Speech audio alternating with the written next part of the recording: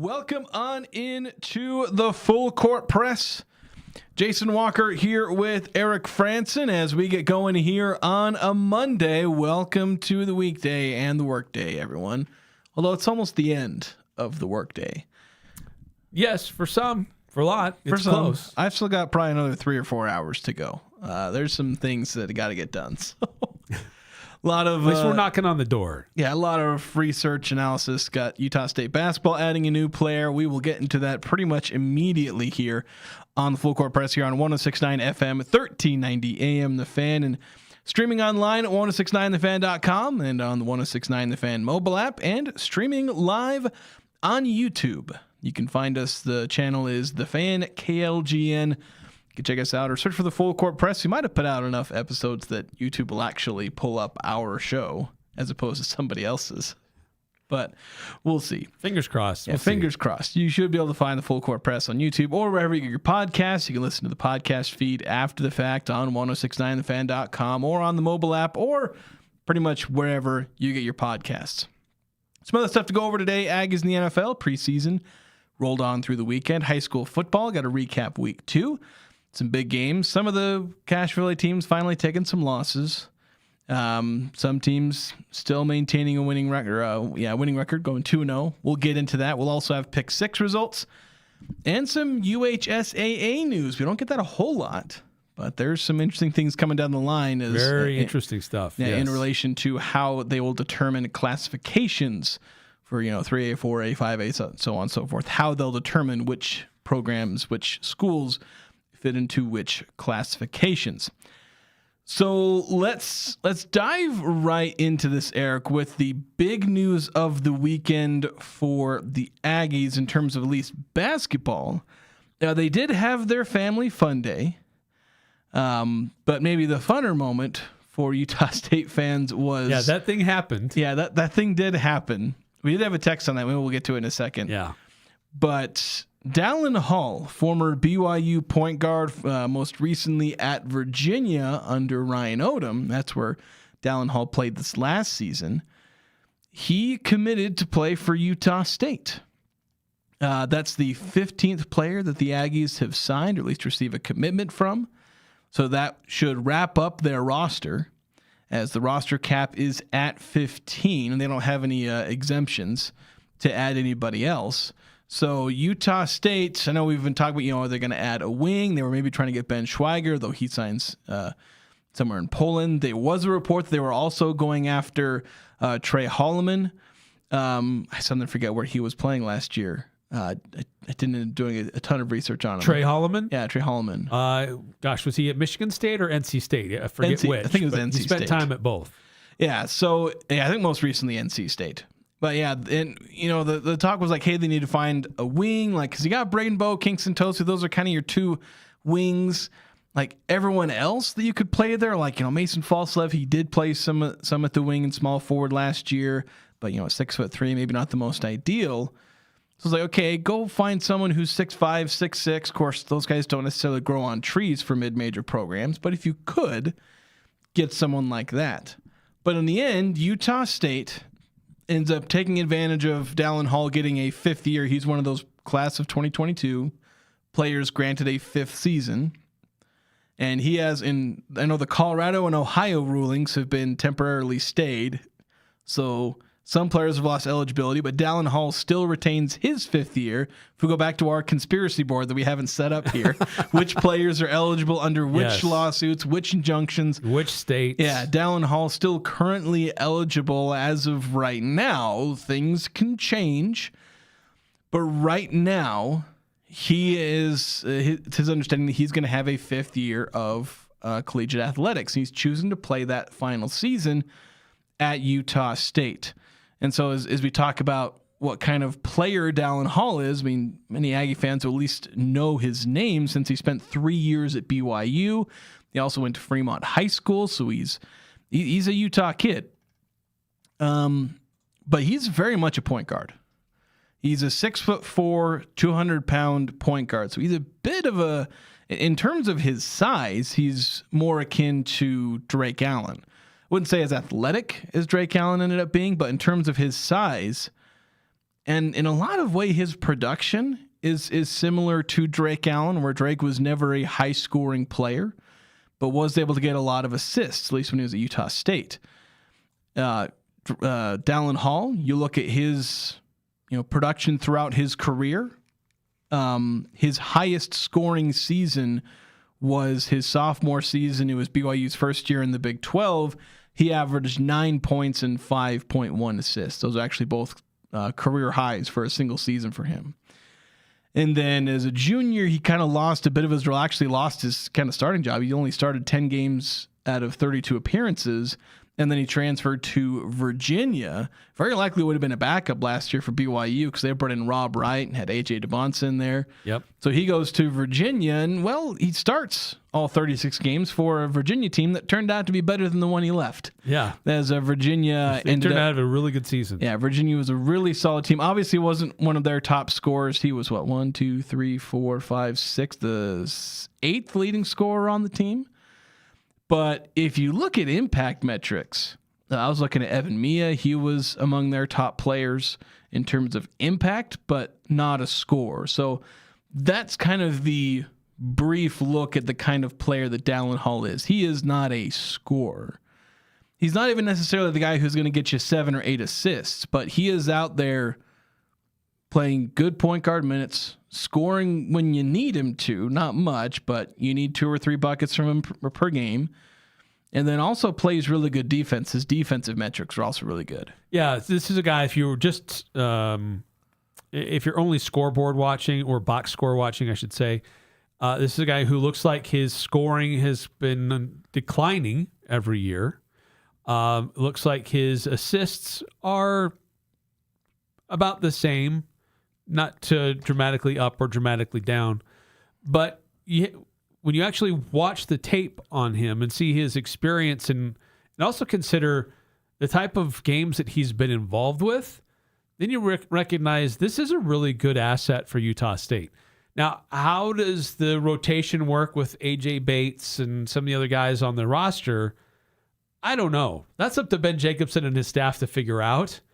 But if you get somebody who was a 36-game starter at an ACC school that went well through their regular season, played well in the regular season, and went to the NCAA tournament, the guy who has that much experience playing in the Big 12 and the ACC, playing in big moments with really good talent around him, you take the player and you try to figure out the minutes and rotations after that. Funny thing is, I now have to go back and watch Virginia's first round game again, because you mentioned, I guess you mentioned A.J. Bates, actually a different player. Dallin Hall and Virginia faced Wright State in the first round of last year's NCAA tournament. Well, this past March. In March. Solomon Callahan was on that team. So he mentioned some of the backcourt players. Got to go back and watch that game, see what's up. Another reason to go back and watch the film. Yeah, and I want to say Virginia played, I don't know, I feel like Virginia film came up somewhere else. Maybe it was just Solomon Callahan where I was watching. I remember watching clips of Virginia playing, though I was watching one of Utah State's transfers. It probably was Solomon Callahan. But yeah, it's obviously just a really solid player. And yeah, if you're, as you mentioned, if you're a box score watcher, you think that he's a nobody. And to some degree, I don't think he's going to step in and immediately be Utah State's best player. That's going to be Mason Falslev. Don't even know if he'll be the second or third. He has the potential to do that because we've seen guys who are back of the rotation or even non-rotation guys in power conference teams step into these mid-major squads. They actually get an opportunity. You give them the green light, and suddenly they're fantastic players. We've seen that at Utah State all the time. We've seen that at other schools at the mid-major level, especially within the Mountain West, and even if we look at some of the current Pac-12 schools.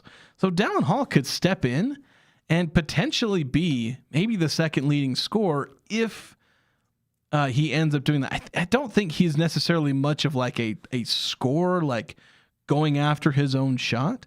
But I do think that his scoring rate will go up. Now, mind you, I say scoring rate, and that, that's more like a points per minute type thing. I don't know if he's going to see this massive increase in points per game. He'll probably look a little closer in a more ideal situation for Utah State, he probably just ends up looking closer statistically to his sophomore season. 9 points, 5 assists, maybe a couple more points, 1 or 2 less assists. Because, you could see him on the floor with AJ Bates. He's probably not going to, with how kind of stacked the backcourt is, I don't know if anybody on this team is going to be able to average more than like 31, 32 minutes per game if you're going to accommodate everyone. Like, I was trying to do some of the math in the rotation, like adding things up. Here's how many minutes I think this player is going to get and mapping it out on the spreadsheet. It's almost impossible to give someone more than 30 minutes per game without completely cutting out like someone like Kingston Tosi, Braden Bowe, Will Hornseth and Carson Templin might cap out at like 22 minutes per game each. Like, it's really hard to map out a rotation. Yeah. So Dallin Hall, I don't know if he's going to see this explosion in scoring to be like this 15, 16 point per game guy, but he can be an incredibly efficient player. He's going to be incredible for the pick and roll game. Like, you have AJ Bates, who's an incredible pick and roll player. That's the thing that stands out to me. Yeah. Like, I was looking at some of Dallin Hall's stats just from this last year, and you look at his scoring in the pick and roll was actually a little iffy. But when you added up all of the passes he made in the pick and roll, he went from below average in efficiency to like 85th percentile efficiency when you include the passes that he throws in the pick and roll. And so it's like, this guy creates points in the pick and roll. Not always himself, but he's able to draw the defense away, throw it to, the big man. And what does Utah State have? They got guys like Connor Turnbull. They got Colin Mulholland. Carson Templin and Will Hornseth are pretty underrated in the pick and roll themselves, especially Will Hornseth. Like, they've got those kind of targets. And so you have a bunch of great pick and roll players in the front court. You already had one really good pick and roll player in the backcourt at point guard with AJ Bates. And you just added another fantastic point guard who can run the pick and roll incredibly well, who's not this player who needs to shoot the ball a ton. Like, that's almost ideal for an addition this late. You don't add somebody who suddenly has to be this big mouth to feed in terms of touches and scoring. He can come in and fill in where needed. Right. Yeah. This is late in the game. He's an addition to the roster, but it's not like this roster has been actively searching to find their guy. And, they just found their guy. Like, if you're a school doing that, like, it's late. It's not out of time, but it's late to do that. You've really been procrastinating getting those star players. Utah State is not in that position. They have their guy. They have their guys, plural. But they just got a dude who's going to help the rest of these guys, who will also have a nice landing spot for himself. I think Dallin Hall, with his experience, with how he plays his game, is really going to complement what is already in place. He's a veteran player. This will be a new system for him to learn, but he's a veteran player, and it shouldn't take him too long to get caught up to speed. Yeah, he's been playing ball at the highest levels of Division I basketball. He's been playing in the Big 12, which is... And if anything, Mason Falslev might be able to be the best person to have on this roster right now to help him transition, because Dallin Hall just spent a year with Ryan Odom. Mason Falslev spent a year with Ryan Odom. And Mason Falslev could say, okay, well, this is what Ben Jacobson's doing. It's kind of like what Ryan Odom likes to do in this situation, this scenario. This play is like what that play is for Ryan Odom. Yeah. So he can really be that bridge to help accelerate Dallin Hall's education, if you will, of what Ben Jacobson and his staff are trying to do on offense and defense. Yeah, especially because those guys knew each other. Like, they've known each other for a long time. Yeah. So, like, you have a lot of familiar faces. So both emotionally and, as you said, in terms of X's and O's, there's a lot of understanding. And it's the reason that Dallin Hall is playing for Utah State. If you didn't have guys like Mason and Carson like able to kind of recruit Dallin Hall, and if there weren't some of those connections where Ryan Odom, like, if Dallin Hall says, "Hey, Coach Odom, like, I'm looking to transfer," and like, Utah State's recruiting me, and Ryan Odom's like, "Yeah, Utah State's great." Like, I know there's a reputation that Ryan Odom didn't necessarily like it here, but in terms of the fan base, he doesn't have anything but positive things to say about Utah State. If Ryan Odom was bad-mouthing Logan in Utah State, I don't think we'd have Dallin Hall here. Yeah, so I think he would still, maybe he didn't, for whatever reason, Dallin Hall felt like he needed to move on from Virginia. I think Virginia just might not have had a roster spot for him. But if he felt like he, coming to Logan was going to be a a not good situation for him, then he wouldn't have landed here. Yeah. Ryan Odom had to have at least had some influence on letting him feel like it would be a good landing spot. Yeah, and I think the public statement that Dallin Hall said is he just wanted to come closer to home. So, and really the options basically made it BYU and Utah State, unless he wanted to go to Utah for some reason. But Utah just signed Trey Campbell, so it's Utah Valley. Utah Valley, I suppose. Could have been an option. Yeah, it could have been an option, but like Utah State, if you're looking for the prestigious programs in the state of Utah, you want to play at a higher level. Yeah, it's BYU and Utah State. Utah Valley is getting there, but they're just not on the same level as Utah State and BYU at this point. Not right now. So yeah, the big question now, and as you said, Eric, there's a whole thing with rotation, and as I was talking about, like trying to map out who's getting minutes in the rotation. I'll say the one guy this is maybe a little bit of bad news for is probably Ace Reiser. Yeah, that was my thought too. Yeah. If anybody really takes a hit from this news, it's Ace. And then probably But Braden he's got Bowe, some I time. think, as well. He still has time. So does Braden. Those are guys who still have eligibility and so opportunities still ahead of them where it's not totally robbed. But it's just one of those unfortunate things that a coach will have to sit these guys down and say, it's like, this isn't necessarily against you. It's just we have this opportunity that we have to take advantage of. So, yeah, I think Braden Bowe and Ace Reiser, like when I was mapping out the rotation, like those are the two players that I took massive cuts out of kind of an assumed amount of playing time. The tricky thing is, like, okay, where do you put Dallin Hall in? Because AJ Bates was going to play most of the minutes at point guard, kind of under the old assumed rotation. Does Dallin Hall take the starting spot and AJ go to the bench? Or do you have 2 point guards, like 2 pass-first point guards in your starting lineup? Because that's a really interesting thing. Because you can have like 2 point guards, so to speak, but like a lot of times when you have 2, like, you know, teams will start like 2 6-foot guards, and those guys are typically seen as like point guards. But like one of them will be a guy who averages like 1.7 assists, and he's more of a combo guard. So you'll start 2 guys who might technically be listed as a point guard, but they have differing skill sets. You put them in the starting lineup. You don't really see teams starting 2 pass-first point guards. You typically have your primary ball handler, a second ball handler. In college, you tend to have a third guard where your shooting guard and small forward are very similar players. There's a lot of overlap. And then you get to your front court. But I don't know if you can sit both AJ Bates or have both AJ or one of AJ or Dallin coming off the bench, because I don't know, like both of them seem a little too talented to be leaving on the bench. Now, maybe one of them just comes off the bench but still plays starter minutes. That's something that could happen. But if they both play starter minutes, they're going to share the court at some point anyway. And so it kind of makes it interesting to where you will probably see a 3-guard trio of AJ Bates, Mason Falslev, and Dallin Hall. Yes. For quite a lot. Whether or not AJ and Dallin start together, they will share the court for long periods of time. So how do you manage having 2 pass-first point guards? Shouldn't call AJ a complete pass-first, because like he was actually kind of a... I mean, he just did everything. He was a very decent scorer in his own right. But like, he kind of struggled to be a really, a big scorer combined or just the do everything guy, really. He was a scorer, he was a passer, and he kind of struggled to do that because he struggled with his efficiency. Comes to Utah State, the ideal is that he has some of that scoring load kind of taken off of his shoulders so that he can relax a little bit more, be in the flow of the offense, not have to do as much, not play more to his strengths. Yeah, and just not take as many difficult shots. So he's maybe more, his ideal is like a 9-point per game guy. Dallin Hall is kind of in his ideal as a 9-point per game guy. Both guys averaging 4 or 5 assists.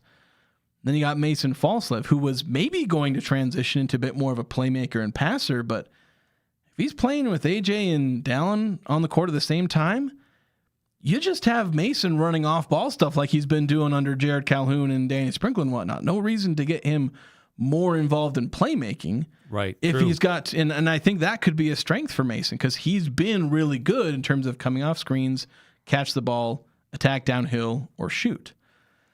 So that could actually maybe take some pressure off of Mason to become more of a point guard, or at least playmaking type in terms of on-ball pick and roll and whatnot. Maybe he can end up as more of an off-ball player, play a little bit more to his strengths, and not have to develop into more of a primary ball handler. Yeah, really interested to see how this starts to look on the court. As we said earlier, a lot of pick and roll actions likely because you've got size, you've got great guards, maybe a little thin in the middle there on the wing, but I think they still have some really good players that can play at the wing position. But I think there's going to be a lot of options of bringing the ball up the court and initiating offense. Yeah, I think that's the biggest takeaway for me. Yeah, there's a lot of guys who can really get things going offensively, but also you got a really experienced guy who's not afraid to play defense, to go after loose balls. I mean, he averaged 3.5, almost 4 rebounds a game as a guard. And that was up a lot this year. So he's not afraid to get in there and mix it up and help the team in whatever way is necessary. Yeah, and I think that's where it's interesting where, like, because of his size and his ability to play defense and, as you said, rebound, like, that's something where it's like Dallin Hall basically lines up technically as a small forward, but he basically plays as joint point guard with AJ Bates. You put him in one spot on the lineup card, but this is modern basketball. You don't have to play the role assigned to the spot on your lineup card. Yeah, and maybe certainly something for him to continue to working on his 3-point shooting. Like he'll shoot threes, 2-3 3-point shots a game, or make, I should say, about 2 to 3 3-point shots a game. No, sorry, the attempts are about 2 to 3. Yeah. But he needs to be more efficient about hitting on those 3-point shots. Last year it was his worst year, 32%. The rest of his career he's been fine, 35, 36, which is slightly above average. So if he shoots that, I think he'll be fine. Yeah. I ideally, the higher the better. But if he shoots his career average of 35, the Aggies will be good. And I think he will, because I think he'll be in a good environment with spacing and with the players around him. He's going to be taking mostly open jump shots. He's not going to be taking these high difficulty 3-pointers, and so I think that'll naturally raise his percentage. Yeah, multiple ball handlers, multiple guys who can shoot, but also all 3 of those guards can run pick and roll actions with the bigs. Yeah, it's crazy. You're going to have those 3 running pick and rolls. You got Solomon Callahan who can do it a little bit. He can shoot out of that a lot. So Utah State's offense is looking like it could be one of the best. I don't know, depending on the pace they run, they may not like put up crazy amounts of points, but they're going to be incredibly efficient on offense in what they do. We got to take a break. We'll take a brief pause when we come back from talking Utah State basketball. We have some texts coming in, so we'll get back to this conversation as well. But we've got to reveal the next player on our top 25 Aggies of 2026. And Eric, we're into the top 5. Yes, we are. That means we're finishing it up this week. Yeah, that means football's around the corner because we wrap this up the Friday before, basically 8 days before Utah State starts their season. So we'll reveal number 5 coming up next here on the Full Court Press.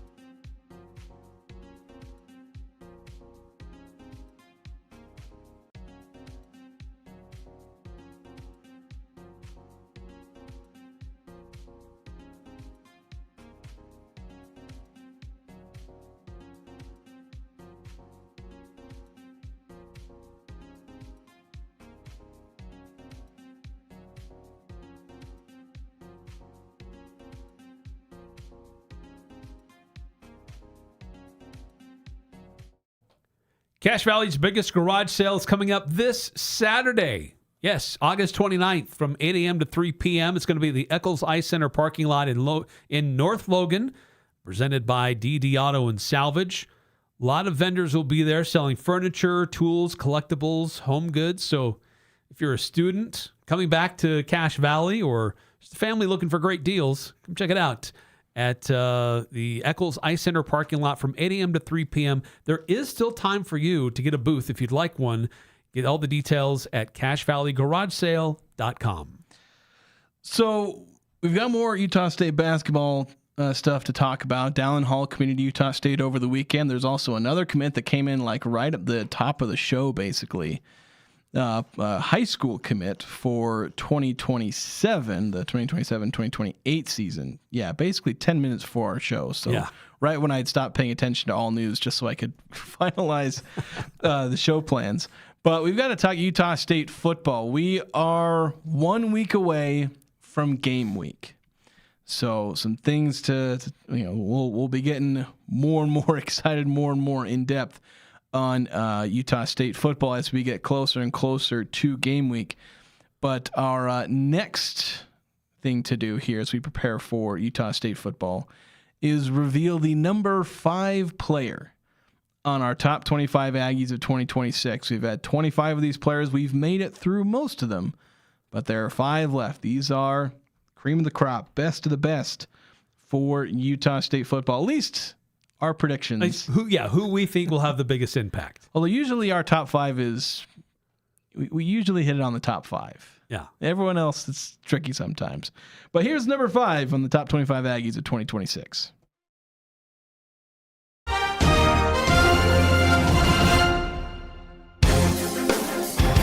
We've now reached the top 5 in this year's Cache Valley Media Group Top 25 Aggies of 2026. And at number 5, we have defensive tackle Tyree Morris.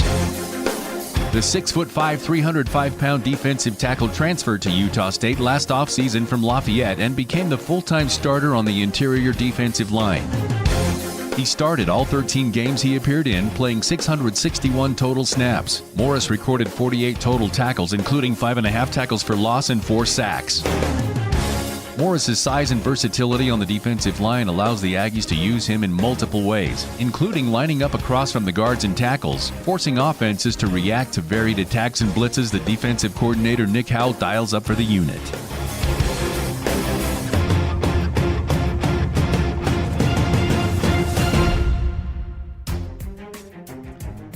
Yes, Tyree Morris, 6'6", 310 pounds, big guy, and as was noted, will play kind of on the interior defensive line, usually like that 3 technique, B-gap, not necessarily a nose tackle, but then also sometimes kind of lining up a bit like a 3-4 defensive end, where he's not like the stand-up edge rusher, but he's kind of on that outside lining up between the guard and the tackle. So a couple of different things that he can do as a defensive tackle, and so there's some versatility there. But yeah, he's just a big kid.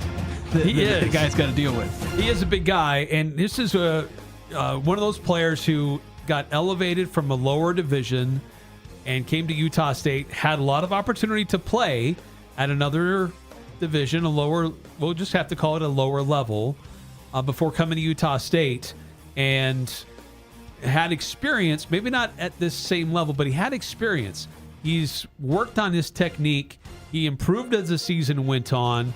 He's continued to improve his body as well. And this is absolutely an impact player for Utah State on that defensive front. One of the guys in that mob, as they call themselves, that front group that should be one of the real strengths of this Utah State football team this season. And Tyree Morris is right in the middle of all of that. And I really like his experience gained before, but also just what he did last year. And showing and illustrating that, look, just because you are at a lower level doesn't mean that you can't make those little adjustments and still compete at a high level at a place like Utah State. And they're asking a lot more of him to carry a larger role and to be a more impact player.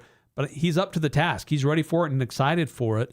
And one of the first guys to get a jersey number assigned, which illustrates that this is somebody who is all in on what this coaching staff is asking of him.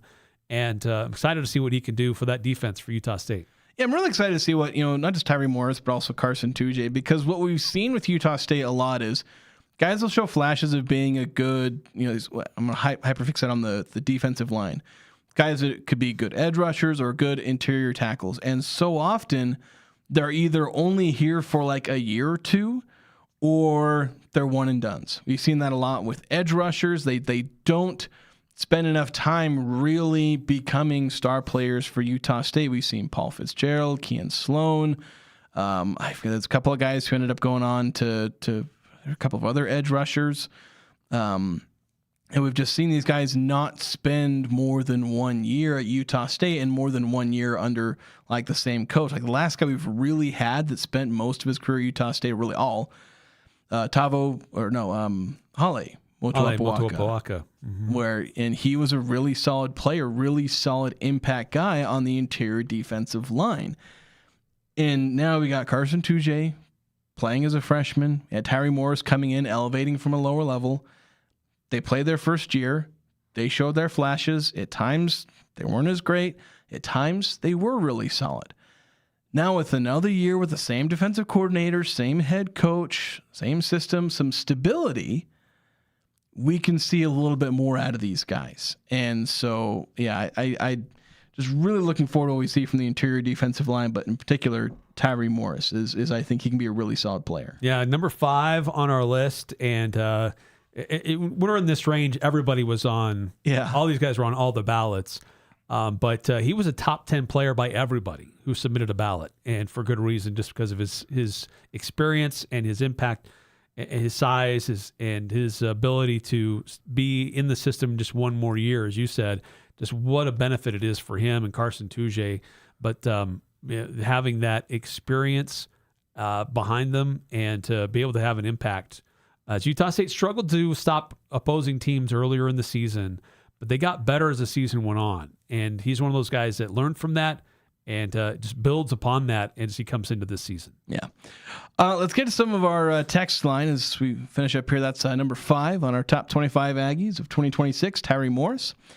Let's get a couple of these texts. We'll start with some of the ones about football. We had one that came in actually earlier today around 1 p.m., 8566, saying, I went to the family fun day, and to say it was underwhelming would be an overstatement. There wasn't a lot there. I at least got to take my son on the field and throw a couple of footballs, but the signatures got cut short. Some players wanted to interact with us more than others, which is fine, but just not a lot to get excited about. Yeah, that's we sent a photographer there to get a gallery, and it's on Cache Valley Daily. They did some youth clinic stuff on the field. They tried to do some stuff with the players, but it wasn't well promoted. It wasn't well advertised, and what it was didn't really match what fans were hoping to be able to see. And I get that it's nice to meet the players and get an autograph, maybe get on the field with them a little bit, but that's just hasn't proven to be a successful way of building fan excitement for a season. And we went all over this last Friday, but or on Thursday. But Utah State got what they asked for in that, and they try to do a fun thing with new flavors of ice cream and a few other things, but that's all nice. But people aren't coming to see the new flavor of ice cream. Yeah, they're coming to see what the football team's going to look like this year. What they got was reflective of the effort they put into the Family Fun Day. Yes. So. Yep. No one should be surprised by how that turned out. 8632. Another text about basketball we'll get to in a second, but saying the Family Fun Day gave me the same feelings as Bronco being hired. Boring and underwhelming. But to some degree, because Bronco is, to be blunt, a bit of a boring coach at times. Outwardly to the public, I should say. Yeah. Public facing, yeah. But when he's with the team, when he's with the guys, when he's in the locker room, when he's on the field, that's not the same person that you see. Yeah, he's not thrilled to do publicity and all these other things. He wants to work with the football players that he has and to coach football. And he doesn't really, the only other thing he cares about beyond that is horses. So, and some people just like that. Some people just don't like talking with like they're not necessarily a people person, or like they don't like talking to the public or whatnot. And that's just a personality thing. It's not a fault of a human being. It's just a personality thing. Yeah. And that's the way Bronco is. And he's been like that everywhere he's been. But the thing that fixes everything, because if you're a boring coach and people can't necessarily connect to you as a person or as a coach in terms of him connecting with the public, and you don't win, well, that gets you fired. It gets you fired quicker. Broncos won pretty much everywhere he's gone. And he's improved programs everywhere he's gone. Right. So winning fixes everything. If you're a bit boring and you're a bit quirky, you do things a little differently, and people don't necessarily understand you because you're not like everyone else, it can get you fired if you don't get results and get you fired quicker. But if you win, nobody cares. Yeah. They want you to win, and that's kind of the way Bronco is. Yeah, I think he's just got a different clock than the rest of us. I'm playing a long game here, and I have to build from the ground up. You'll see what we're doing, but it's taking a while. Yeah. For the fans to buy in so far. A couple other texts. There was one other from 8632 about Dallin Hall. Imagine if Hall had come here 2 years ago. Better to make the right decision now than never. But if he was here for the last 2 years, he would be a better ball player now. I'm not necessarily sure he would be a better ball player because playing ball at BYU and Virginia, playing against the Big 12 and ACC. Yeah, he had access to some great training and great coaches, and certainly against better competition. Yeah. So like, what if you had more minutes, maybe less crowded on the roster? Maybe. His junior season, but it's not like this is a guy who didn't have access to good coaching. Yeah, his junior season might have panned out a little bit better, where that's where he kind of lost his rotation spot, or didn't lose it, like his starting spot. Because he was still playing like 20, 25 minutes a game. Started 10 games out of 32. But, I don't think he would regret his career playing at BYU, then going to Virginia, being on a team like that, and then coming to Utah State to finish out his career. And I think this year with this team is probably better suited than previous years to maximize Dallin Hall's play style. Yeah. Whereas other years, his passing would have certainly been helpful, but didn't always have the passing targets that he'll now have this year, right? Especially in the front court. Yeah, the big man game wasn't potentially as good as it could be this year. Yeah. 8968 on a similar note. It's good to hear that a BYU player finally got smart. Yeah. Not often that the transfer flows this way instead of the other way. Yeah, it's only been a small handful of those. I guess in football there were like 4 or 5 of them on football last year. One of them's the punter, and Miles Davis. Yeah. So there's been a few. There's not been very many in basketball. Not in basketball. That's where that's certainly more applicable there. 1818, something maybe chew on. I don't know if I, if thought about this enough to give it a comprehensive answer. But 1818 before we go to break, saying, would you say the 2006? I guess he's talking about basketball. I thought he was talking about football. Would you say the 2026-27 roster is top 5 at USU since 2018? Let me think on that during the break. We're going to take a break. We'll look at this maybe a little bit closer. So I'm assuming this is from a basketball perspective. If it's not basketball, let us know. But that will require some thought. Yeah, we'll give us some thought. We'll be back after this here on the Full Court Press.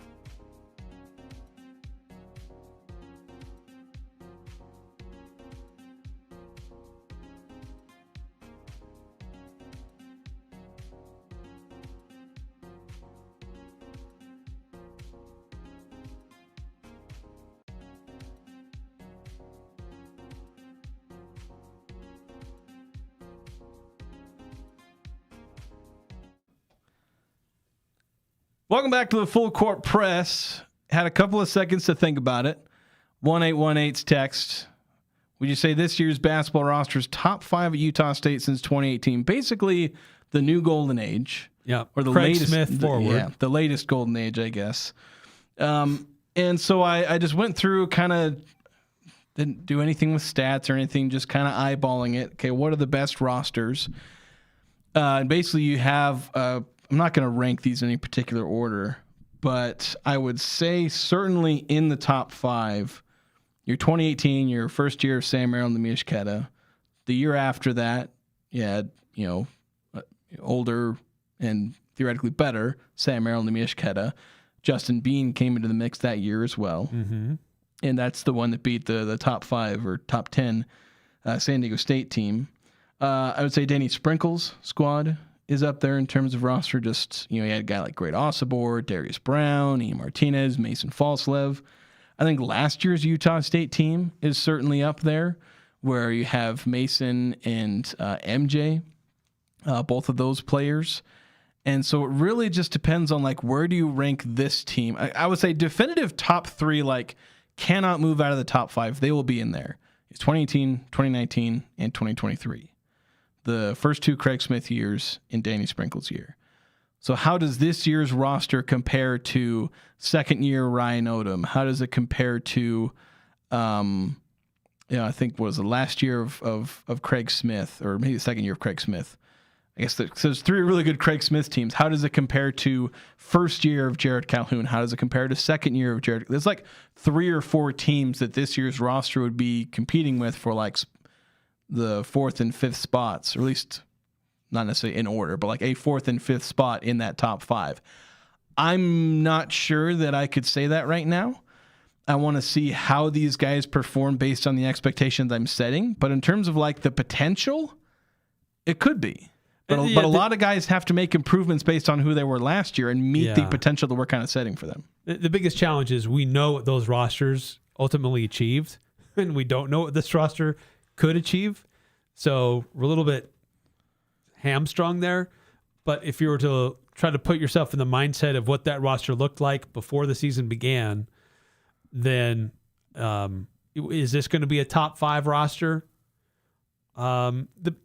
Maybe.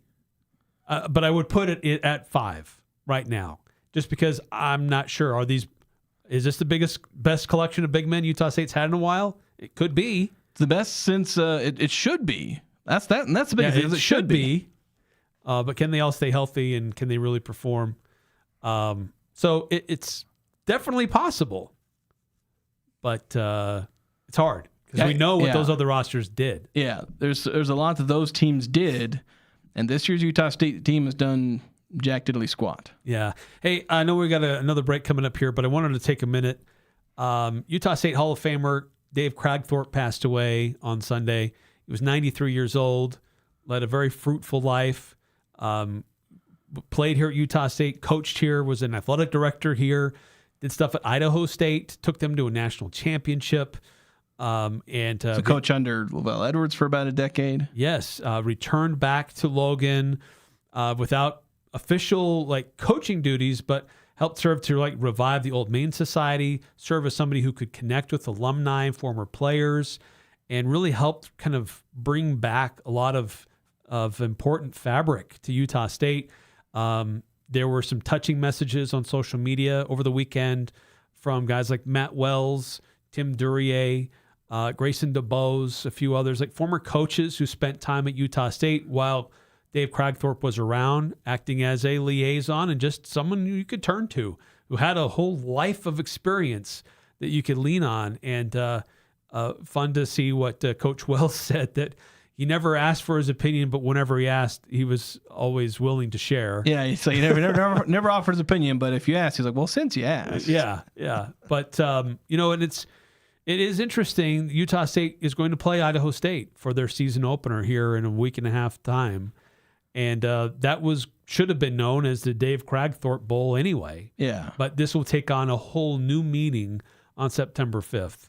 And so there's a generation of fans who probably don't even recognize that name. To be honest, I'm kind of one of them. But this is a guy who did a lot for Utah State in a lot of different capacities over the span of his life. Even after most people would just hang it up and go play golf and not do anything anymore, he still tried to stay connected and help younger coaches kind of find their way. Yeah, he seems like he's someone who's lived what, in my opinion, is probably the best kind of life you can live. Touch as many lives as possible in a positive way. Yes. And there is a lot, and it's not just the Aggie community. There are like 3 or 4 different programs who are paying respects not just because it's the decent human thing to do, but because of what he meant to their programs. And I didn't even mention, he was a Pac-10 Coach of the Year. He coached at Oregon State. He coached a young Bronco Mendenhall. So there's a lot of interesting connections with Dave Kragthorpe, with also the transition that Utah State is currently undergoing and who they face on September 5th. So sad to hear of his passing. He's been in Texas, closer to family. But Dave Kragthorpe with a very positive and long-lasting legacy at Utah State. So with that note, as we recognize Dave Kragthorpe and his legacy, we'll head to break, and we'll come back with more here on the Full Court Press.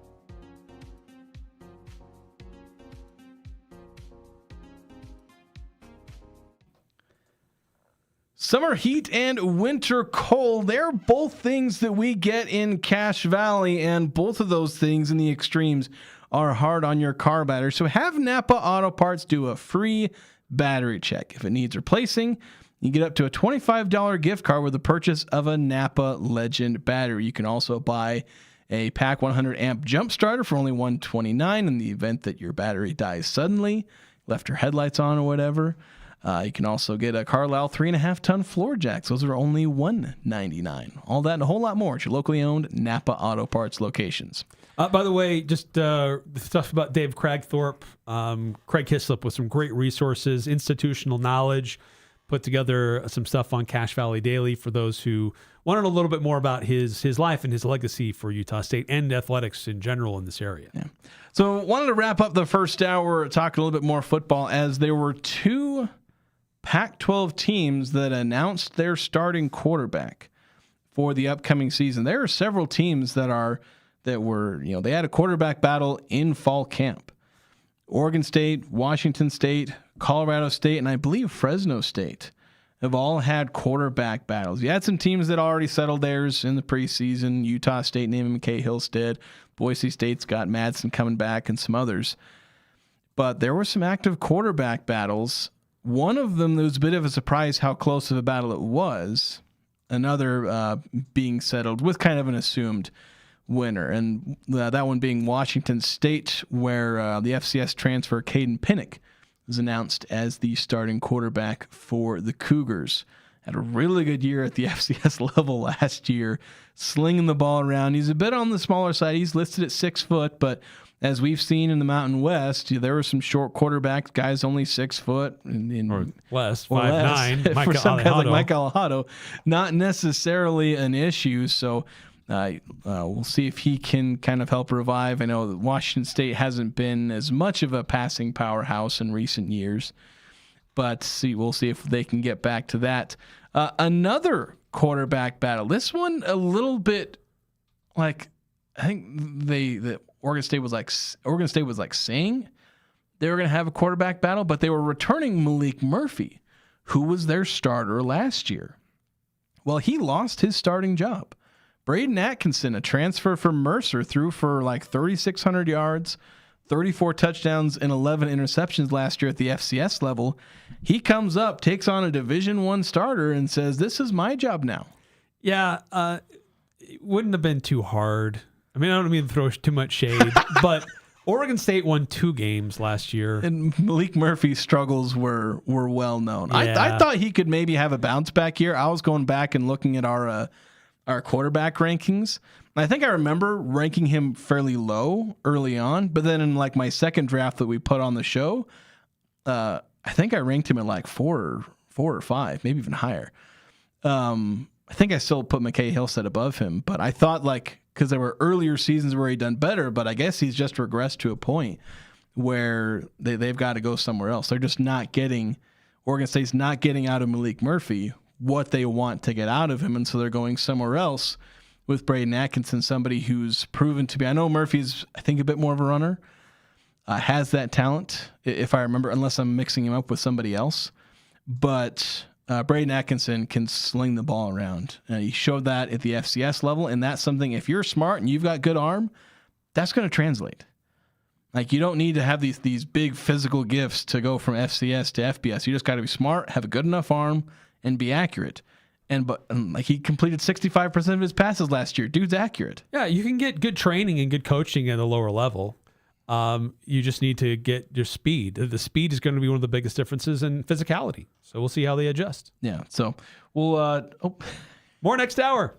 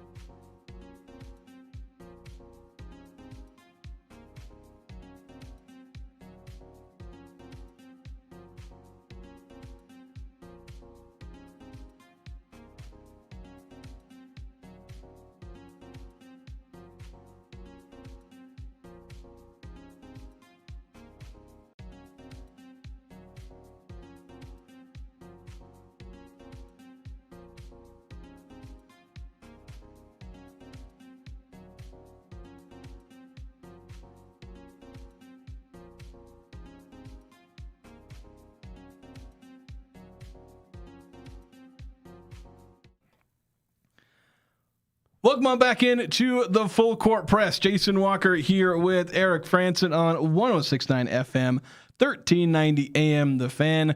Streaming online at 1069thefan.com and on the 1069 The Fan mobile app, as well as streaming live on YouTube. But unlike last hour when I said that, it's actually true because I realized that I hadn't publicly listed the stream. It was on our channel, but it was under private because I usually start it there. I spent the full first segment trying to find it just to make sure we're good. I'm like, did you publish this? So those of you who listen on and watch on YouTube, the stream didn't come live for you until after we'd already had our discussion about Dallin Hall and his potential impact on the Aggies. But the great thing about that is literally even while you're watching now, you can rewind it if you want. Roll back, yeah. So you can do kind of a live rollback on YouTube if you so desire. So we certainly had that conversation. Big aspect of the news over the weekend was the Aggies getting a player who could be one of their three best players. We'll see, because I'm really high on guys like Connor Turnbull and Will Hornseth. I really like AJ Bates. Obviously, Mason Falsleff is kind of your clear-cut number one. But if Dallin Hall follows the what some other power conference transfers have done at Utah State, then things could certainly be interesting. And Braden Clark on the YouTube chat kind of pointing that out, saying, I wonder what kind of jump Dallin Hall will have coming from the Big 12 and ACC to the Pac-12. We saw MJ Collins make a leap. I'm not saying we see the same thing, but you expect it to increase a little. And yeah, Ian Martinez in that same in that same vein as well. And as I was kind of explaining again, this is probably before I went live on YouTube, but I don't expect him to make this jump to being like a 16, 17 point per game scorer like we saw Ian Martinez and MJ Collins kind of became that, where they were a threat to go for 20 every night. I don't think Dallin Hall is going to be that. No, but here's a guy who has experience, who's just one more year of experience and leadership. And frankly, the competition week in and week out won't be as dynamic as what he saw in the Big 12 or the ACC. So he will probably have a little bit more spacing than he's used to, and maybe a little bit more ability to create. Yeah, defenders aren't as athletic and they're not as long consistently. He'll still be capable against those players because he's been an impact player. Not necessarily a statistically dominant player, but an impact player against those caliber of players. And Utah State's going to need an impact player like that with San Diego State and Gonzaga.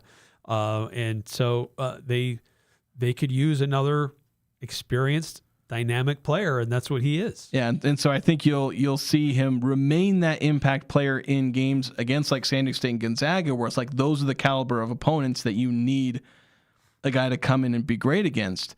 But he could also see a statistical jump from playing, again, the Pac-12 is going to be a tough schedule, but it's not the Big 12 and the ACC schedule. It's not that consistent day in and day out. So Dallin Hall will very likely get a statistical bump, but it's that impact that he was able to have in the Big 12 and ACC that's going to be the biggest value, not necessarily the extra 3 points per game he might average, the extra 1.5 assists he might average, the extra half a steal. That's not necessarily what's going to be the most important thing that Dallin Hall brings to Utah State, though I do think those statistical bumps will happen as a result of coming to play for the Pac-12 as opposed to being in the Big 12 and the ACC. Yeah, and December 9th will certainly be interesting, too. Yeah, well, that should be an interesting game. Utah State at BYU that night. So let's jump in, though. We want to talk some high school football. If you want to talk a little bit more about Dallin Hall, feel free to send in text to the Young Power Sports of Logan text line, 435-339-0321. We'll get to them as soon as we can. We're going to talk Aggies in the NFL a little bit later here as well. But high school football, week 2, an exciting week 2 for some teams. A little less so. Of course, there were a bunch of exciting games, and there were, well, I'll be honest, maybe not as exciting as last week. No. Because we had some blowouts. Yeah. I kind of like the game I was at, but it was actually kind of a blowout. But Friday, Eric, you had a chance to talk about Morgan against Skyview. Probably the most surprising result of the week. I know Morgan's good.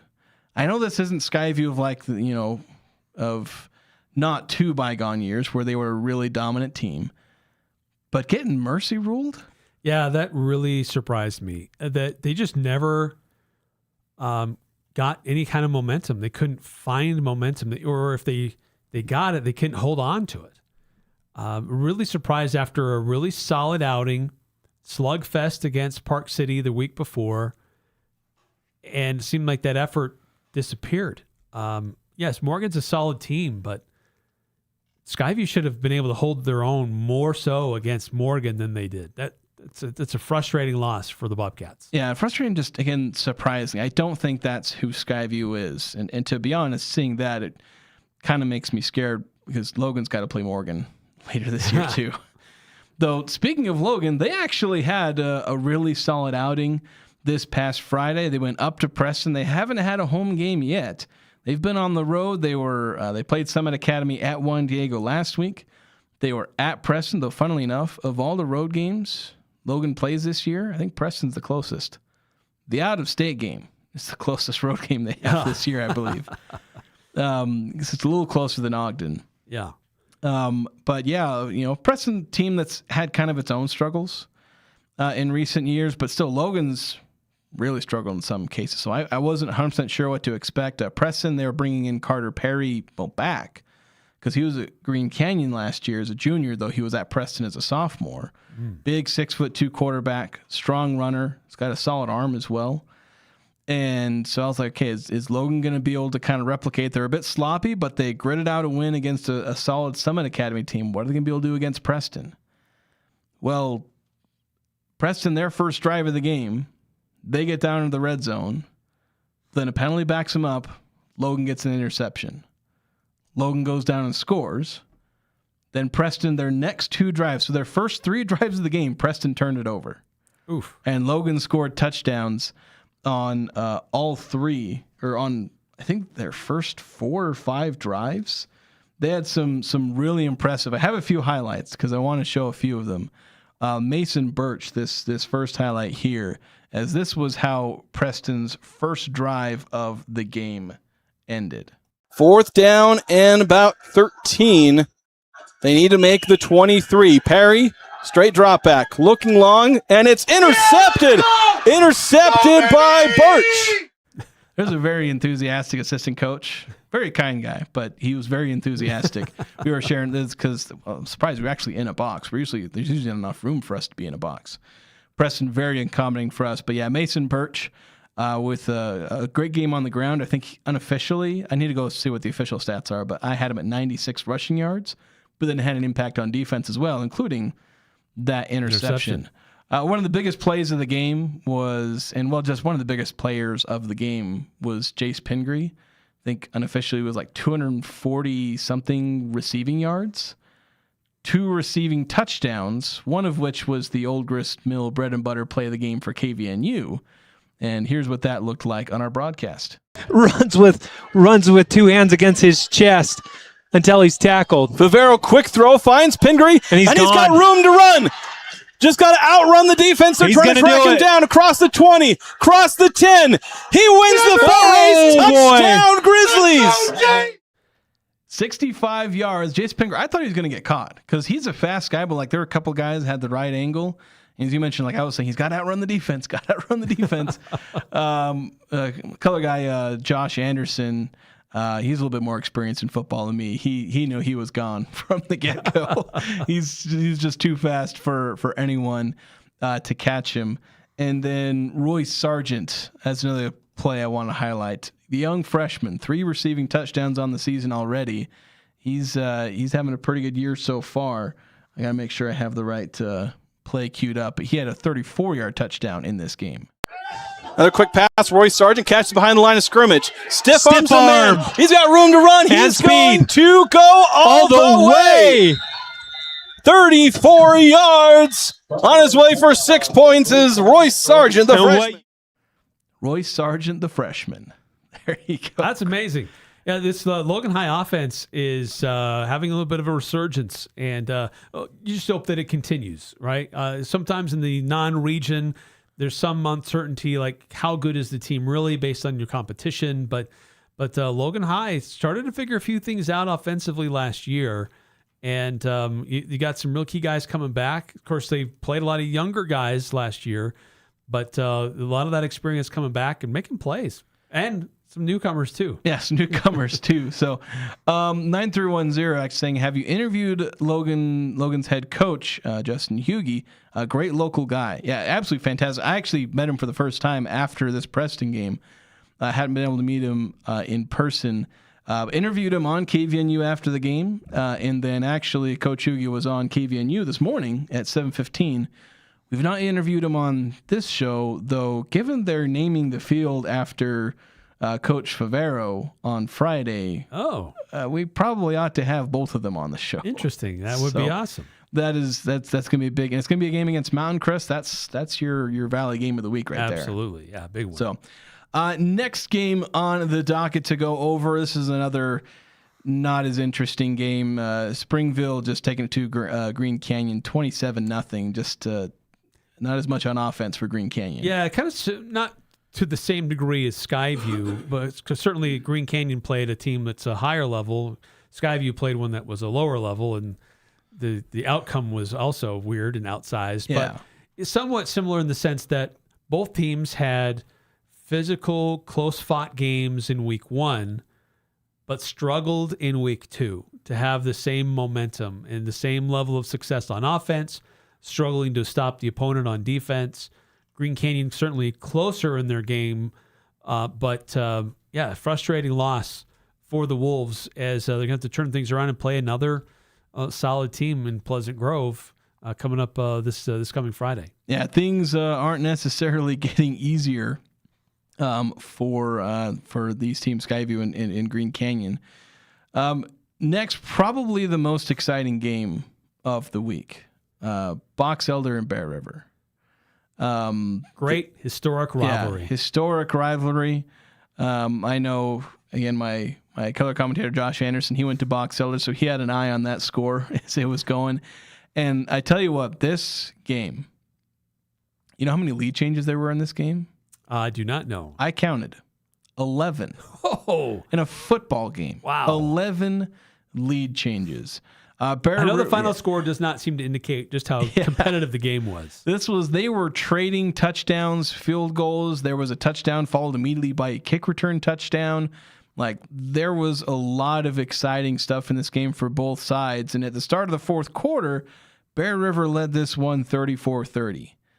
Fortunately, it was all Box Elder from there. They scored 20 unanswered points, 3 touchdowns, and they pulled away to beat Bear River. But excellent showing from Bear River, who I know they're not going to be happy about the loss, but we're seeing some good things from this Bear River team. Yeah, Coach Ander is instilling some confidence and experience into that roster, and that team is going to be a lot more competitive this year, so watch out for the Bears.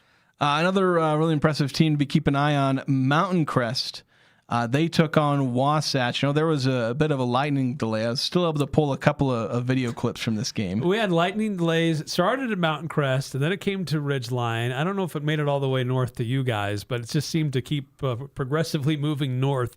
But it didn't make it to Preston. We didn't see any of it. Our game went on perfectly. Yeah, but there were some delays that affected a number of schools in the area. But this Mountain Crest team, last week went down to Deer Creek, a brand new school. Mercy ruled that team. Then faced Wasatch, which has been a pretty solid team historically. Now, Wasatch is affected by the Deer Creek opening because they're in the same area. They're going to be affected by the enrollments and rosters. But that didn't bother Mountain Crest. They don't care about that. Yeah, got things started off on, not start off, but their second touchdown of the game came on special teams. Here comes the punt here, holding on to it, and it's blocked! A blocked punt, scooped up at the 5, and into the end zone goes Mountain Crest! Touchdown! Mountain Crest! Yeah, I know if you're watching the video clip, the scoreboard, they were having a scoreboard glitch, but that was their second touchdown of the game coming in the second quarter. Blocked punt for a touchdown. Pretty nice. Yeah, very nice. Exciting to see that. Those are big momentum plays for a team and for a fan base. And this Mountain Crest team, this is a team that plays solid defense, and certainly they're scoring a lot of points in the early 2 weeks. Yeah, it had some electric offense. Cale Olson with another big play in this one, coming on offense. Olson In motion, set out on an island on the near side of the formation. Muir will fake it, go to the left, square his feet. He's got Olsen wide open, launching it across, and it is caught at the 22-yard line. Olsen, a bead to the end zone, hits the corner to the touchdown. So yeah, touchdown for Cale Olsen. He had a couple touchdowns. I believe he had 2 on the day, but then Wasatch was kind of keeping around, like vaguely within striking distance, but Brock Hunter helped seal the deal and help Mountain Crest pull away and come away with the 46-15 victory. Here comes the flip to the near side. Around the corner go the Mustangs. A good block up the near side across the 30, 20. Tightrope walking into the end zone. Touchdown, Mountain Crest. Brock Hunter. So there we go. Some really electric plays there as these guys just turning on the Jets. Mountain Crest, like sometimes they have this electric offense, and when they do, they are dangerous. Yes. Because defense is usually something they've consistently done throughout a couple of different head coaching tenures, and when you hand them electric offense, they become state title contenders. Now, we'll see. You still got teams like Ridgeline and Stansbury and some powerhouses in 4A, but Mountain Crest trying to put its stamp on 4A and say, hey, look, we're here. Yeah, Mountain Crest may not have the size this year, but they're certainly showcasing that they have speed. And this next week, they'll square off against Logan. And great to see those games happen. Even though Logan is down a classification, sometimes it's harder to get some of these teams to play down, if you will. But love to see Mountain Crest and Logan going at it on Friday. So wrapping up the Cache Valley teams, at least the teams we have our video streams for. Ridgeline going up against Park City. Obviously, Ridgeline looking to repeat as champions in a Park City team that was playing Skyview close last week.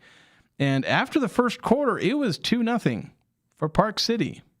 So they'd managed to... Not a normal score. Yeah, they'd managed to slow down Ridgeline, but then the Riverhawks going ahead early in the second quarter as Noah Fiafia got involved in the game.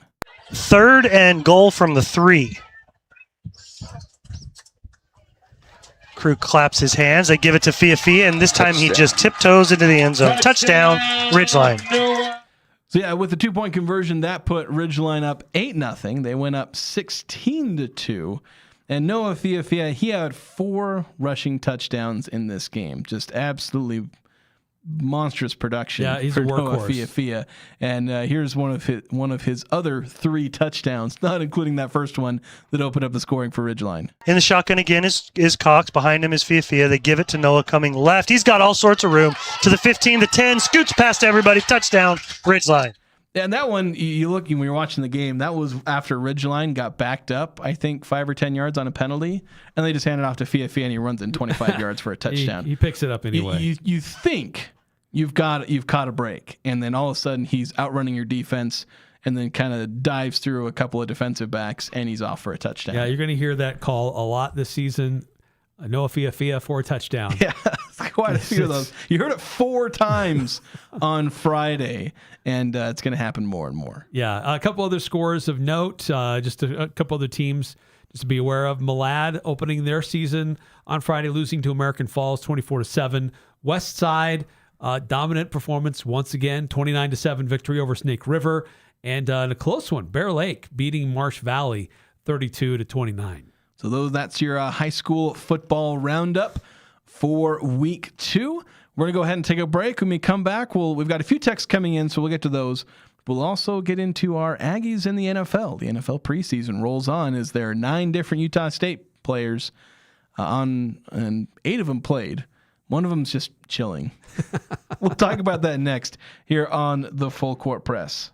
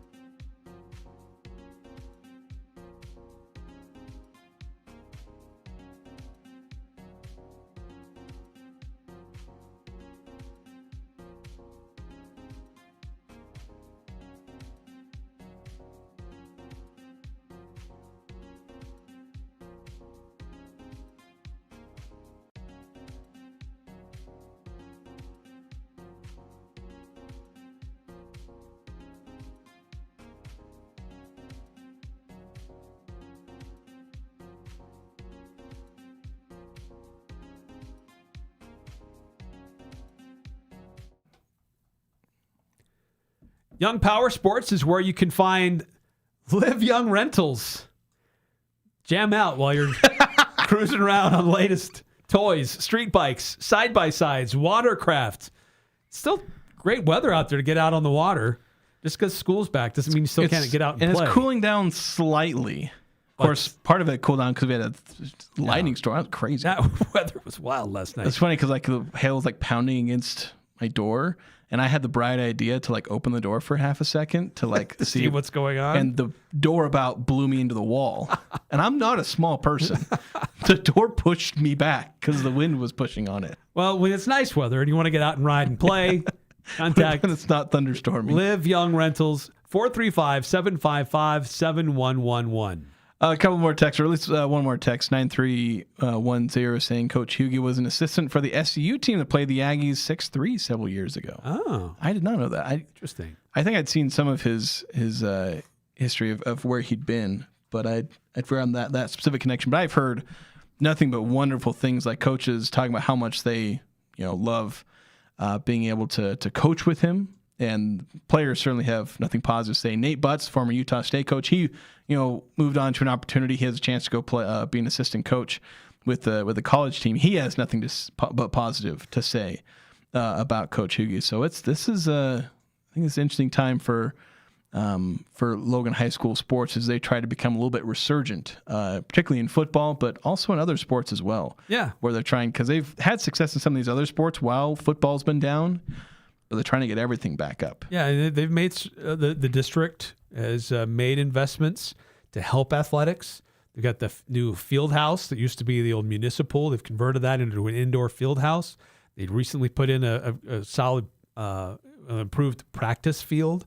I believe they just put in some new scoreboards. So they're really trying to improve the overall access for student athletes to have a better positive experience, and certainly for fans too, to go see what this team's all about. These teams, I should say. Plural. Yeah. So let's turn our attention toward former Utah. So we're not going to just go to college. We're going to go straight from high school to the pros, but through the lens of former Utah State football players, as we look at Aggies in the NFL preseason edition. As I mentioned before, 9 former Utah State players in the preseason. I mentioned one has kind of been taking the preseason off. Jalen Davis, he's a veteran corner. His roster spot, he's presumed to be making the final 53-man roster, which I think the deadline for that's going to be like later this week. It's coming up. Yeah, I think it's this week. A lot of these guys might still have some work to do, but Jalen Davis is a presumed roster spot, and he's not played a single snap in the preseason so far. That's not too atypical for veteran defenders. Bobby Wagner's trying to take the whole preseason off for any team. Yeah, that's right. We'll see if he signs with anybody. It's not a guarantee. There's a presumption he's going to sign with somebody, but got to do it at some point. But let's go down the list. Jordan Love, he played 14 snaps as they were playing the Bengals? Denver Broncos. There's orange. I should have known because I think I might have watched part of that game. 5 of 7, 56 yards, threw a touchdown. Jalen Royals for the Kansas City Chiefs. By the way, no Kyrese Rowan. He didn't record anything for the Broncos. Yeah, he did play 2 snaps, though. He technically played, but did not record any snaps. So a couple of players with few snaps and or no stats. Jalen Royals, though, best performance out of anyone in probably in the whole preseason so far, with maybe the exception of one of the Miles Davis games, but 6 targets, 6 receptions, 51 yards for Jalen Royals, who's beginning to do kind of what he did last offseason, where he was picking up some steam and getting some hype. Like, is this guy going to break into the wide receiver rotation? Then he got injured, and it kind of derailed everything for his rookie year. But now, Patrick Mahomes, I don't think he played at all in that preseason game. At least if he did, he didn't record any stats because I was looking at the quarterbacks who were throwing in that game, but really solid performance for Jalen Royals there. Yeah, great to see him getting to that rhythm, making plays.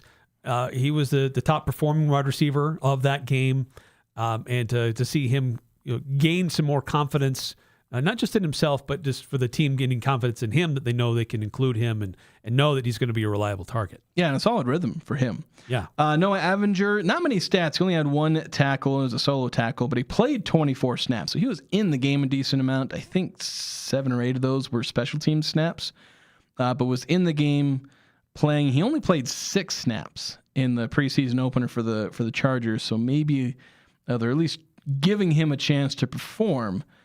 Though we'll see if that's an indicator whether or not he can make the roster.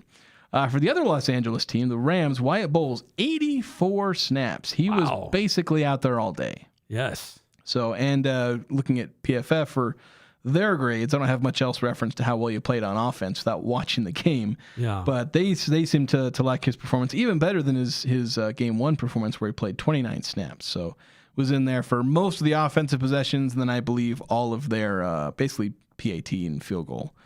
He was out there for those as well. Brady Boyd, 19 snaps. He had 1 target, didn't catch it, so mostly a non-factor on the stat sheet. Miles Davis, this is his 3rd game, but he's actually been playing fewer and fewer snaps every game. 20 snaps in the first game, 16 in the next, only 9 this past game. 3 rushes for 11 yards. He did have 1 kick return for 22 yards. And then Devin Tompkins, who was trying to do one of everything. He had 2 targets for 2 receptions and 9 yards, 1 rush for 4 yards, 1 kick return for 23 yards, and 3 punt returns for 15 yards.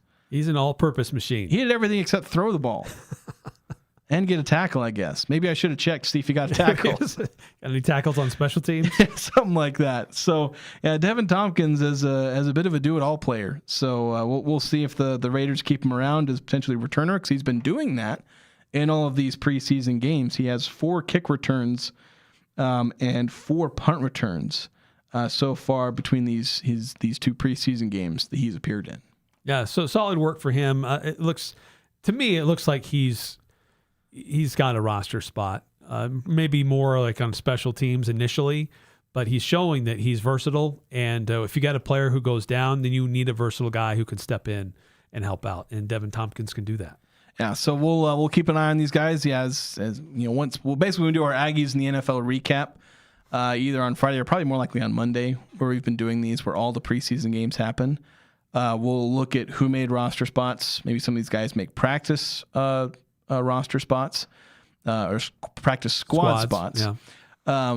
And obviously there's a few guys that we're assuming will make a roster spot. Jordan Love, Jalen Davis, Jalen Royals. Those guys are pretty much locks to make their rosters, but there's a lot of guys who are kind of on the edge there that we're not sure. Devin Tompkins looks like he's probably on the right side of that, but it just kind of depends on what value maybe some teams place on returners, or sometimes guys like Jalen Davis end up being surprise roster cuts, although he then may end up getting picked up by somebody else, because once everybody cuts their roster to 53 guys, then a bunch of players get signed who just got cut because it's like, well, we don't want you, but that other team over there wants you. Yeah, they were watching. So there's one more week of the preseason for the NFL. A few games on Thursday, a lot of games on Friday, and then just a few more on Saturday this week. Yeah. So let's move on a little bit. We've got a couple of basketball things that we didn't actually end up getting to in the first hour.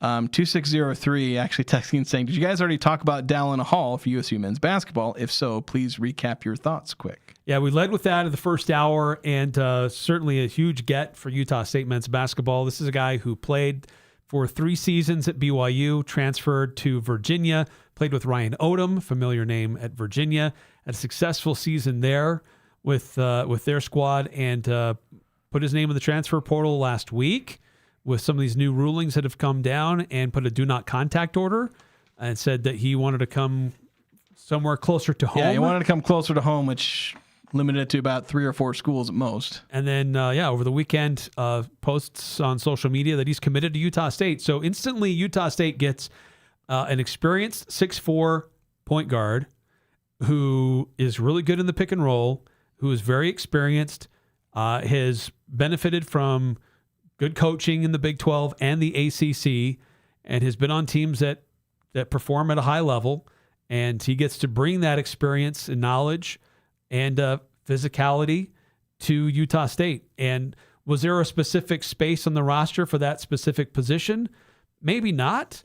But when you get somebody of that talent and that experience, you just figure it out. Yeah. It's a struggle that a lot of coaches would be happy to have to figure out. Yeah, I think Ben Jacobson will be happy to figure that out and have these players competing, and also the fact that Dallin Hall has enough versatility that he should be able to share the court with another point guard like AJ Bates. And I think that's going to be the important thing. If you got a guy who couldn't share the court with Bates and Falslev, then even if he is super talented, you might pass on him just because you don't want to upset roster continuity in your rotation. But they've brought in a guy who can play alongside Mason, AJ Bates, or Ace Reiser, whoever is at that point guard spot.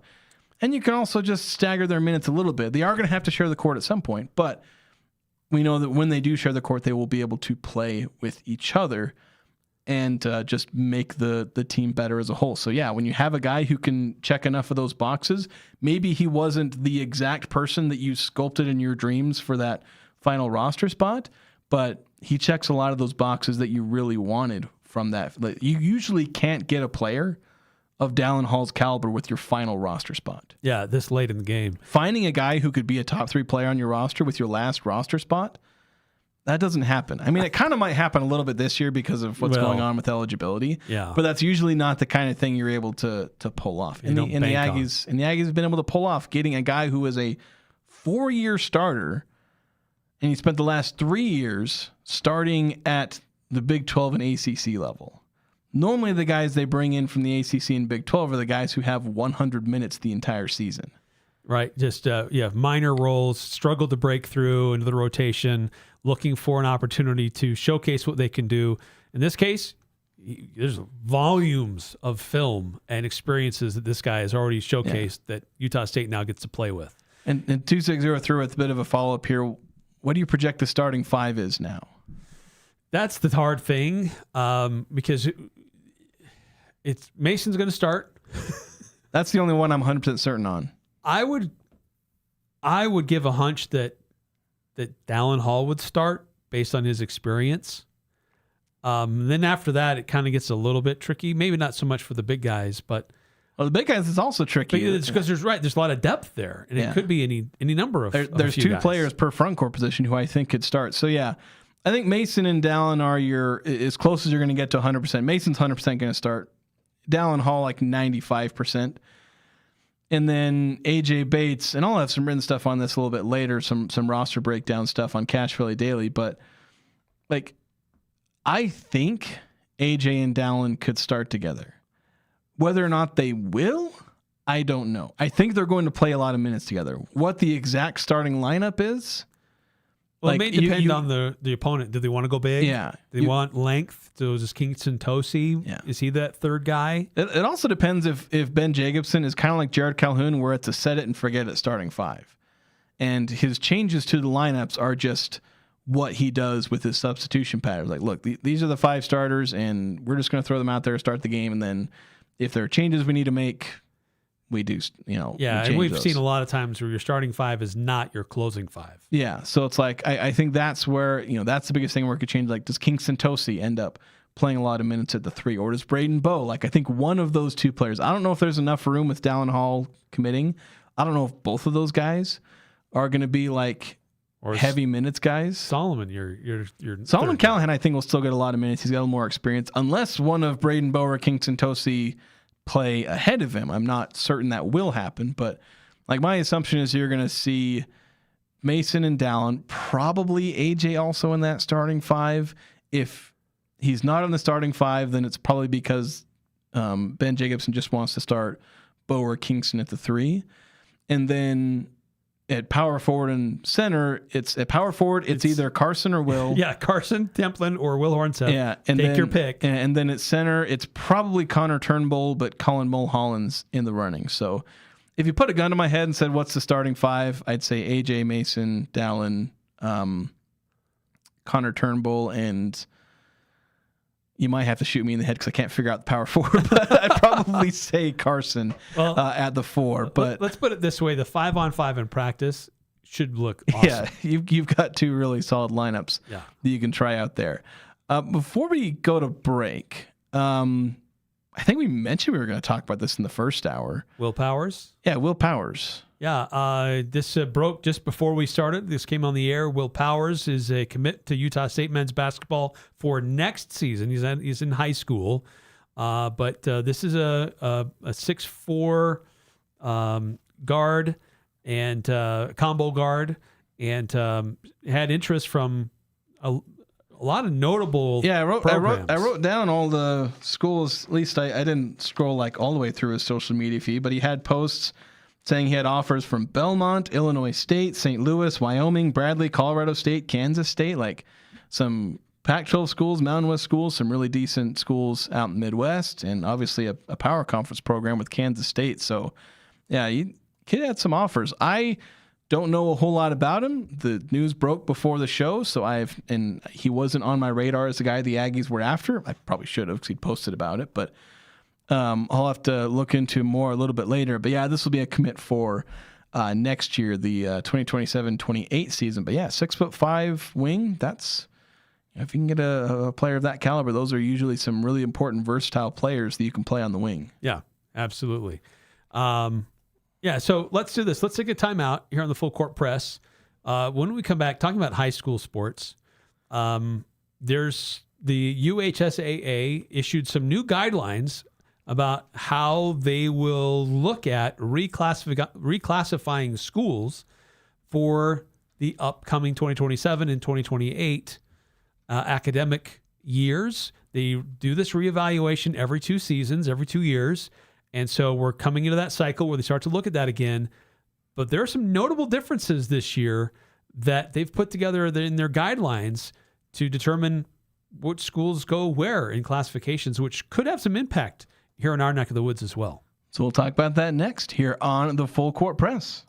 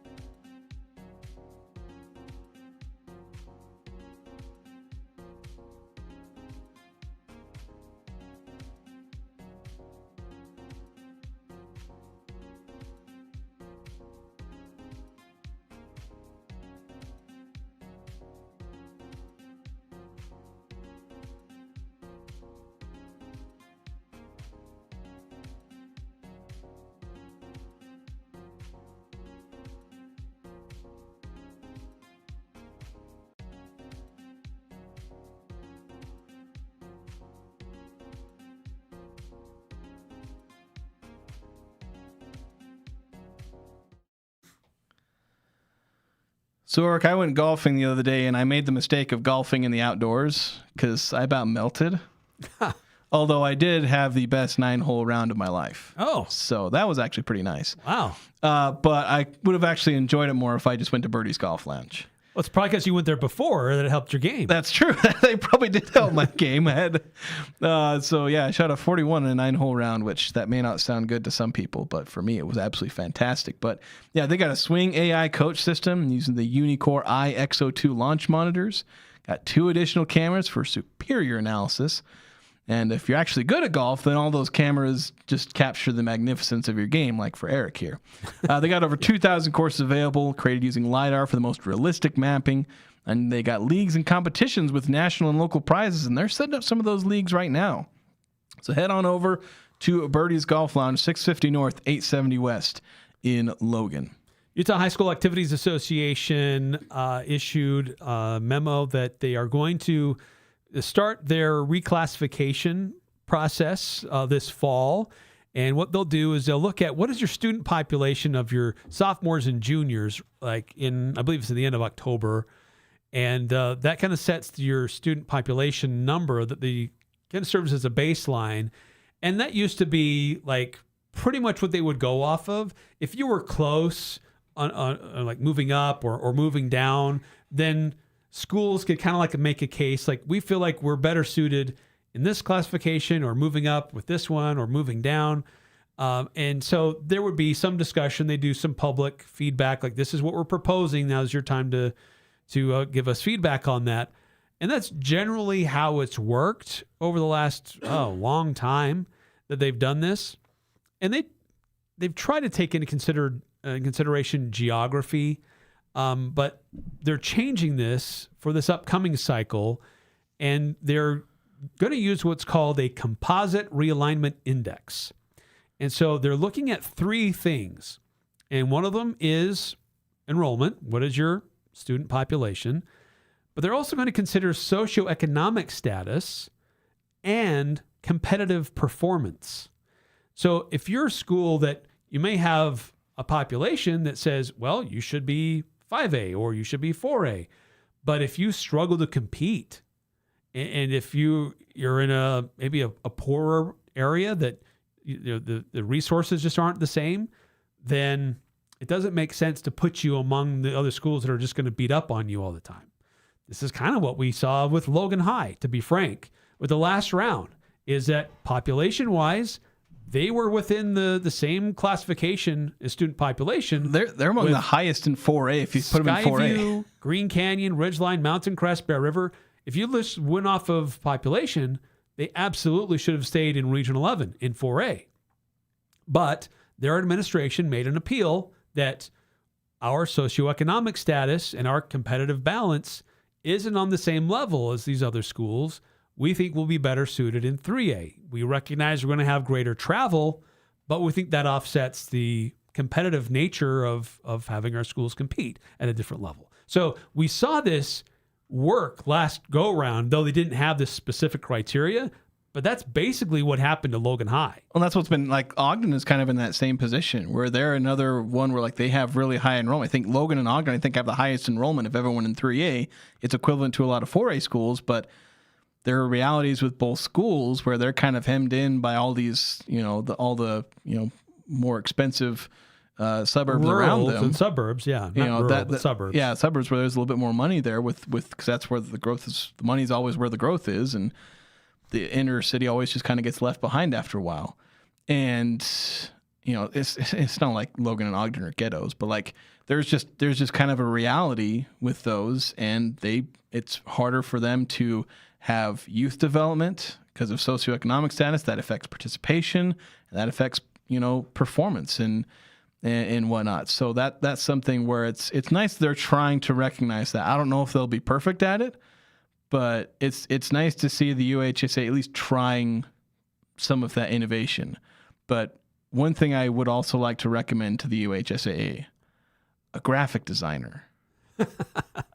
You don't like the use of the AI. No, it is the laziest. As someone who they shared something on social media. As someone who makes every single thumbnail personally for this YouTube channel, I find it entirely offensive that a company that has however many employees runs the entire athletic associations of high school in Utah, and you can't afford a graphic designer. Well, so that's a lesser issue, but so.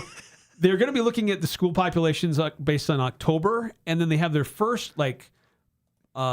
public, if you will, presentation of what those classifications will look like. Yeah, they always send out a first mid-November. They always send out that first draft, and then they start taking public feedback. Yeah, they call it their first consideration. Yeah, it's a good process. And then that's where people can look at it and like, oh no, we should be higher, we should be lower, or we should stay where we're at. Now there are some tweaks too, like.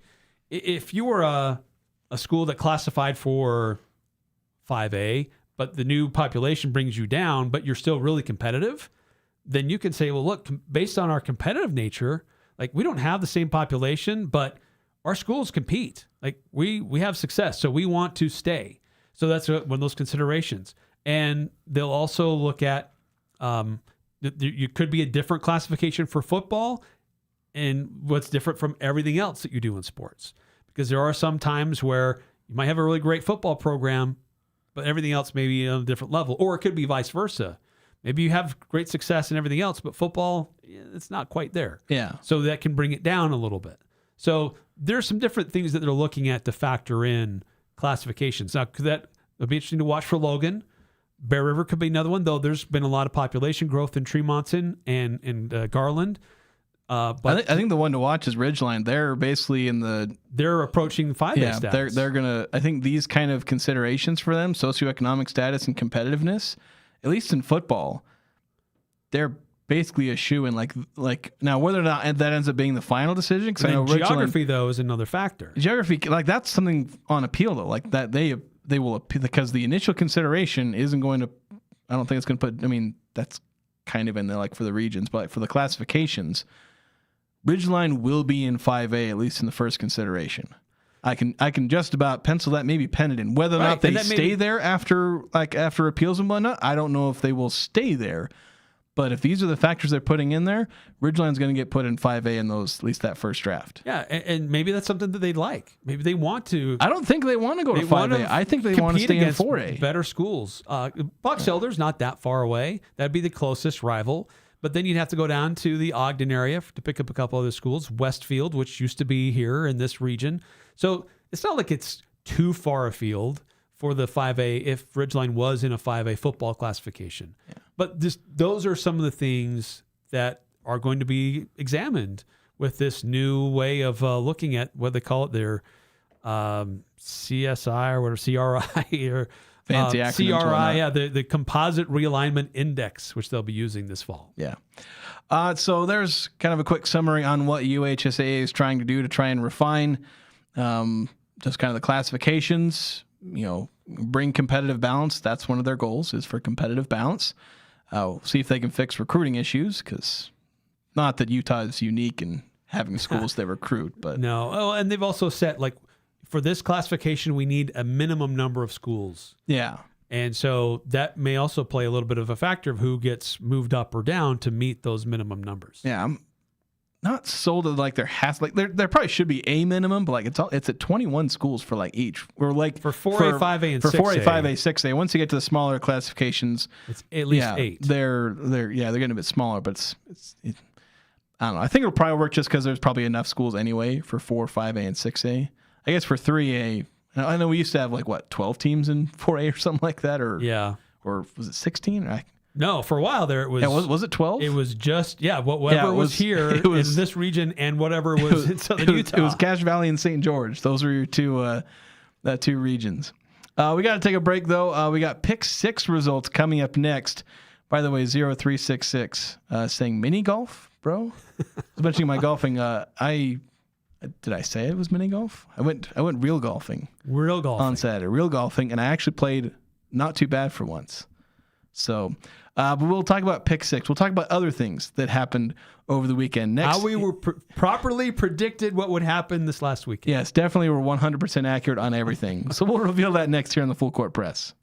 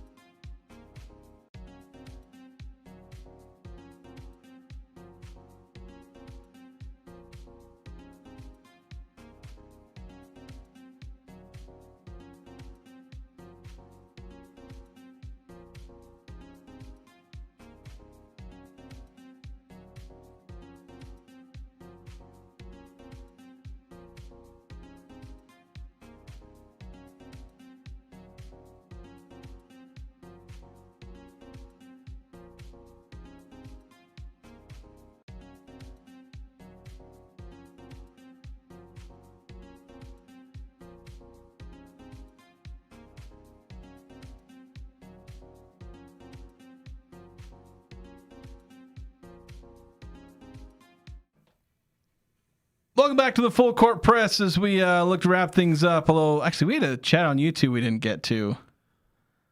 Two mentions, 2 comments. 2 comments. One from Braden Clark saying, a curious snowball effect of Dallin Hall are these low major transfers, AJ Bates, Hornseth, and Callahan, who were key guys, are now 3, 4, and 5 on the court now. Yeah, I think it's true. As you kind of mentioned earlier, it's like a cascading effect. Yeah, AJ Bates, I think particularly the biggest impact because AJ, Hornseth, and Callahan, like they're still going to be key players. Their maybe offensive role will go down a little bit. AJ will have less of a passing and scoring role. Callahan, probably a few less minutes. I think Hornseth will actually overall benefit because he's still going to be a bigger scoring option than Dallin, I think, at least when he's on the court. I don't know how many minutes because he's got to share minutes with Carson, and we'll see how that whole front court works.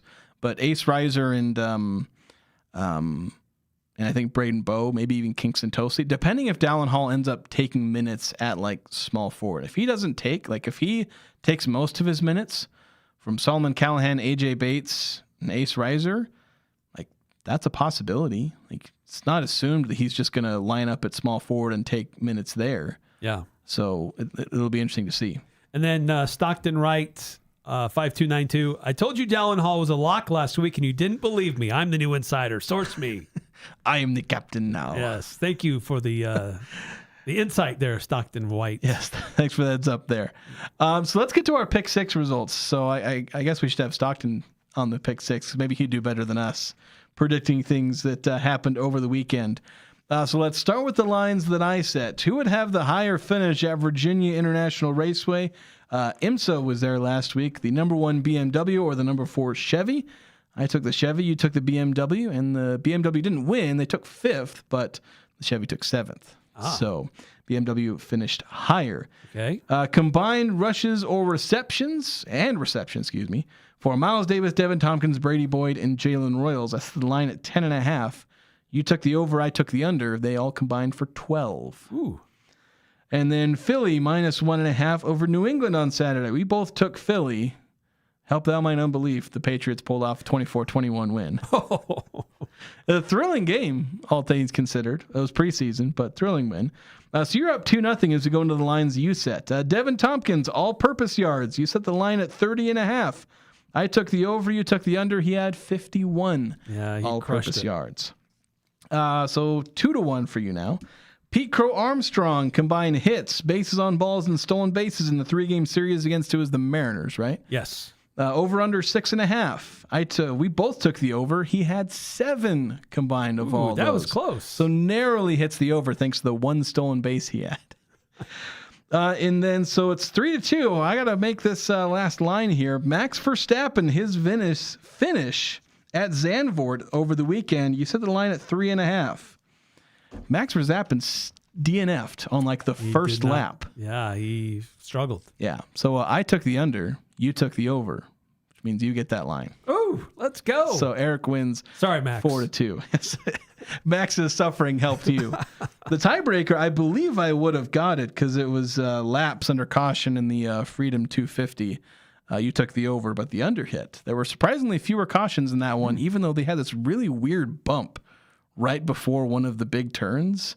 Caught several people out during their practice, and it was like, it's a really good idea to basically have one of those like pedestrian bumps like in the middle of a racetrack, right in a braking zone. Flying fast. Well, it's not so much when they're flying; it's the fact they have to hit the brakes. Oh, gosh. When there's a bump, because that's like if you're hitting the brakes and you hit a bump and it unsettles the car, you're screwed. You're toast. You're toast. It's pretty bad. But they actually kind of managed okay. And Kyle Kirkwood, I believe, an American, won Freedom 250. Yeah. So there we go, USA. It looked great. I mean, visually, it looked awesome. Well, I hate street tracks, but if you set aside my personal hatred of street tracks, it looked all right. Yeah. I mean, certainly a bit of a logistical nightmare to get around the city and stuff like that. But, yeah, it's a lot of interesting things with America 250. So why not have a street race right downtown? Might as well. If they'd actually planned it better, it might not have been as bad. There's also some politics thrown in there that some people didn't appreciate. But still, solid race. I didn't have the opportunity to watch it because I ended up it had church, to be quite frank. So I thought it started earlier. I thought I was going to be able to watch most of it, but turns out I just got lied to on its start time. So I didn't actually get to watch much of it. So the Cubs series in Seattle was interesting. On Sunday, they were down early and then they rallied to win 19-2. That's more than a rally. There needs to be a name for that. So bad. It's like there needs to be a name for like when you're trailing early on and then you blow out the other team. Like in football, you're down 7-0 to start the second quarter and then you win 49-7.